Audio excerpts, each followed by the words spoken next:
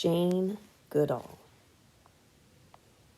Here are some pictures of Jane, and you can tell she loves chimpanzees. This is a map of Tanzania, Africa, and here's Jane in the Gombe forest in Africa. Here are some pictures she took of the chimpanzees being very social, like humans are social. They like to hang out in a group, they communicate, and they groom each other. They also can use tools like humans. Jane Goodall was born on April 3rd, 1934, in London, England. From an early age, Jane loved animals and was curious about them. When she was 1.5 years old, her parents gave her a stuffed toy chimpanzee named Jubilee. Jane carried Jubilee everywhere, and her parents teased that she was attached at the hip with it. When she was 5, Jane wondered how chickens lay eggs, so she waited in her hot hen house for 4 long hours to find out. She was as patient as a saint, and then, finally, the hen laid the egg. Jane ran out and enthusiastically described her observation to everyone. This taught her a lesson that she remembered all of her life. You have to be patient if you want to learn about animals. She spent much of her childhood quietly observing animals, drawing their behaviors, and writing about what they did. When she was older, she formed a nature club called the Alligator Club. She would hike with her friends and record everything they saw.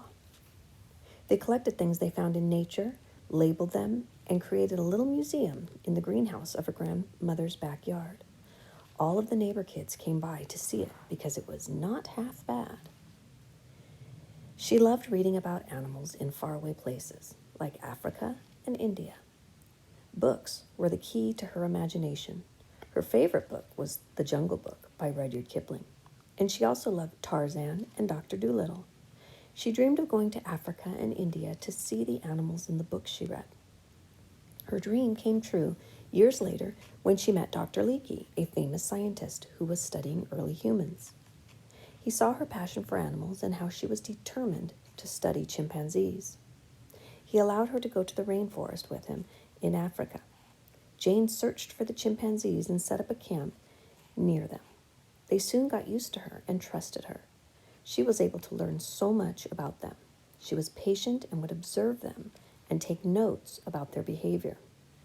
The animals must have sensed her patient and kind heart. She gained their trust by imitating them. She wrote to her friends, and they laughed at her monkey see, monkey do approach. She learned many things from living with the chimps. She was the first to learn that they live in small groups and eat meat. She also observed their human-like behavior. She even named them. She learned that chimps are very smart and communicate with each other through sounds and movements. She observed one chimp using a stick as a tool. He took a stick and stripped all of the leaves off of it and then stuck it into a termite mound. Then he carefully pulled it out and ate the termites that were covering it. Before this, we didn't know their brains were developed this much to problem solve and use tools.